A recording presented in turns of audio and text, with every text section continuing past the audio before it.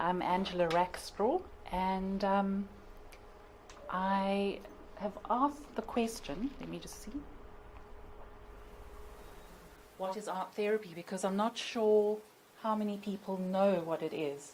I think a lot of people have an idea, and I've actually put down there 3 things that art therapy isn't. Let me stand over here. But basically, it's a form of psychotherapy. It is about the relationship, and it has the added component. So it's not only client and therapist, but it's also about the art making and working with the image or the object. So that's the added component. They often speak about a triangular relationship. So it can be non-verbal, which is why it works very well in South Africa with language issues. But one encourages the verbal, and you do that with the client. It's not about interpreting the work. You cannot look at an image without the client there and say that give meaning to a color or a symbol. Because if I had to ask 5 people in this room what red meant to you, you'd probably all have a different answer. Some people are not going to like the color. There was an article written about the use of red suns in drawings, and it was said to give warning of girls committing suicide. When I returned to South Africa after my training, there were a lot of red suns in the drawing, and I'd remembered this article.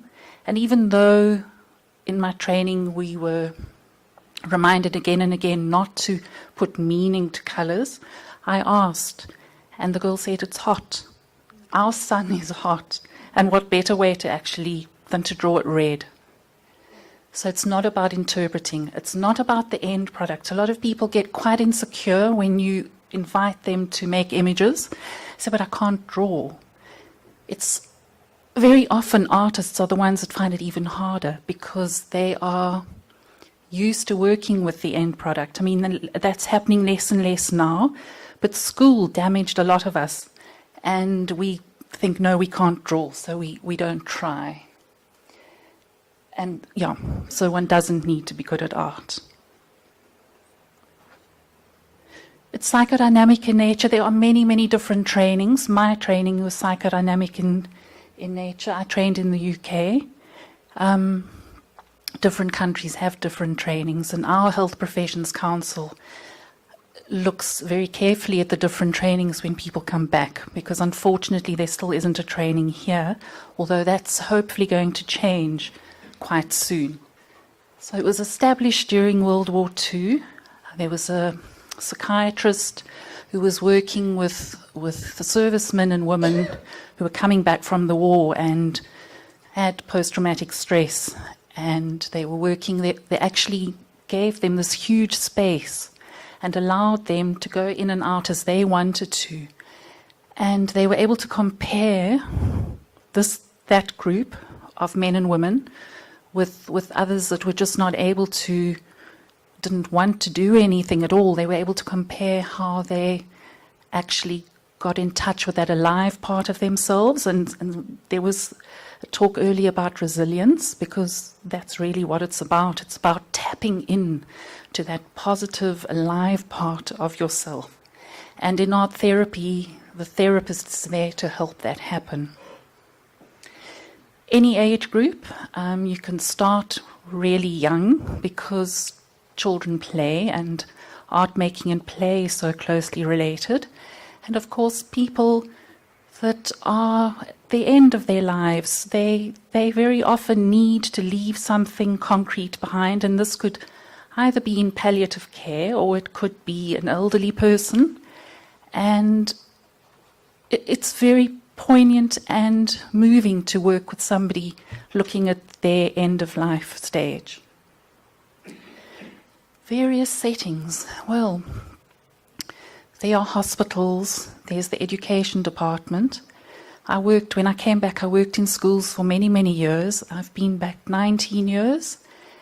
And I think of that probably about 17 years of being in schools and in various communities, starting off in Khayelitsha, and feeding into other schools along the way. And it's an incredibly powerful way of working in groups in schools, because there isn't money that was brought up. And groups work well for many reasons. Children in our country often grow up without empathy, and a therapeutic group is the perfect place for you to teach children to listen to each other and to empathize. And each child has a story to tell. We all have a story to tell. And the children that we are working with have layers and layers of stuff which they need to unwrap in a safe place.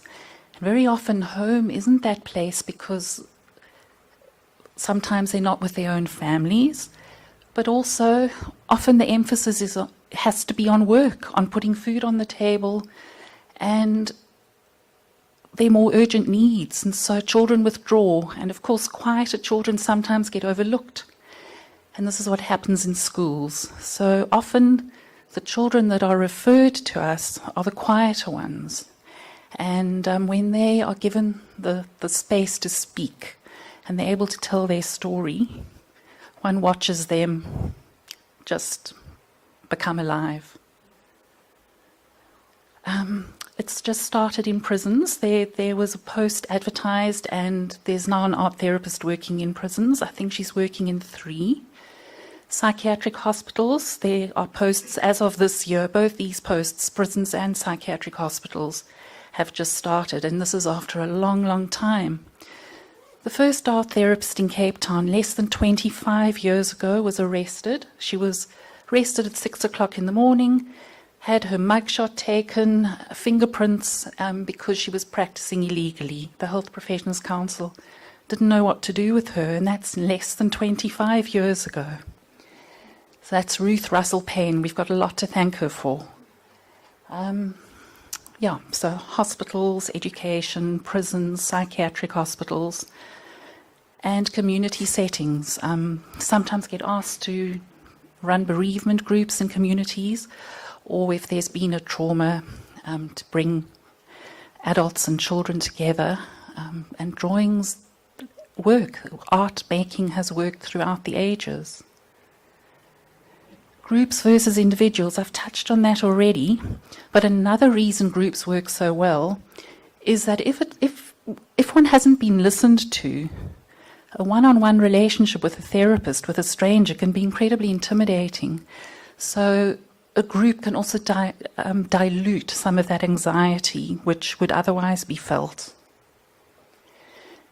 Directed or non-directed, there's always been a debate about this. It's about, do you work with the unconscious in the group, or do you actually take themes to try and get certain material out of the group?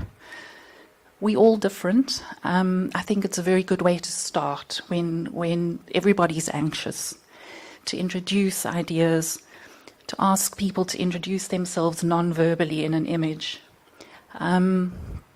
But it's incredibly important to work with the material that the group brings. I always start with sharing time, and I'm speaking about work with children now, and somebody might mention something, and then somebody else will say, oh yes, and they'll talk about their experience, and very soon there'll be a discussion. And then the suggestion would be that the children go and make images, think about those things more. It could be a fire that's happened in the community. It could be a road accident, but it's the perfect place for children then to go and think about their own stuff. I have worked with a lot of orphans. Obviously the issue of HIV, TB, and when the children start speaking, when they are brave enough to actually open up, it helps the others do that too. We also run women's groups. I better move on because I've got images to show you. the note about the Health Professions Council. We have to be registered. There are a lot of people doing amazing work that aren't necessarily art therapists. There needs to be some kind of body that keeps an eye to make sure that the client is kept safe. Donald Winnicott, that's just a quote, to read through it very quickly. It's in playing and only in playing that the individual child or adult is able to be creative and to use the whole personality, and it is only in being creative that the individual discovers the self. And that applies to us too. I honestly believe we would all be healthier individuals if we could be creative in different ways. Children, when they're really ill and can't draw, can use the therapist as a vehicle, excuse the pun, and later you'll see, this is the same boy, he had 70% burns, he was very keen to art make, and later he made his own car and had the luggage because all he wanted to do was go home. He was in hospital about 6 months. We work with groups with the younger children because there's art psychotherapy, and there's art as therapy, and of course it's therapeutic, especially if you are providing a therapeutic space. Use the narrative a lot.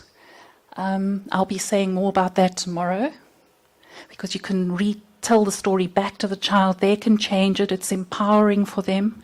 They feel really, really listened to, and of course when you tell the story back to them, they feel even more heard. Children regress, and you can see that in their images. So children that have been traumatized, I mean, that doesn't look like a 7-year-old's work. This was her a little later. The red was her pain. This child in the oncology ward. In outpatient department, this little girl had just had chemo.